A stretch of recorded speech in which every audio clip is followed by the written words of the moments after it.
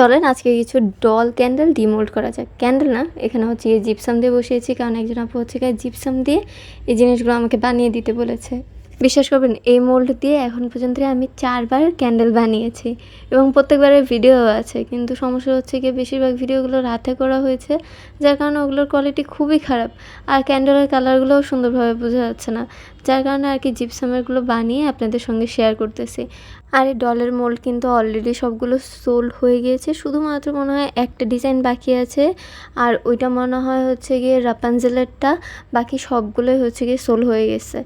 এখন আসা যাক এখানে কী কী প্রিন্সেস ছিল। এখানে স্নো হোয়াইট ছিল, এখানে এলসা ছিল, এখানে বেলা ছিল, এখানে রাপানজেল ছিল, আর এখানে হচ্ছে গিয়ে আলাদিন কার্টুনের জ্যাসমিন প্রিন্সেস জ্যাসমিন, এই কয়টা আর কি প্রিন্সেস এখানে ছিল। জিপসামে বানানোর কারণে কিছুগুলোতে একটু বাবল এসে পড়েছে, তো ফিনিশিং দেওয়ার সময় হয়তো ওগুলো ঠিক করে ফেলতে পারবো, বা কালার করে দিলেও আমার মনে হয় অতটা বেশি বোঝা যাবে না।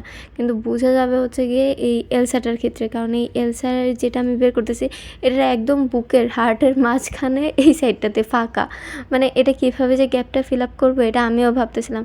আর লাস্টে এটা বের করার সময় মানে এটা সবচেয়ে বেশি সুন্দর, আর এটা আমি আর আমার বোন বের করতে গিয়ে ঠাস করে মানে ভেঙে ফেলছি। তো এটা আবার আমাদের মেক করতে হবে, কিন্তু এটার আউটপুট আর কি সবগুলোর থেকে বেশি সুন্দর।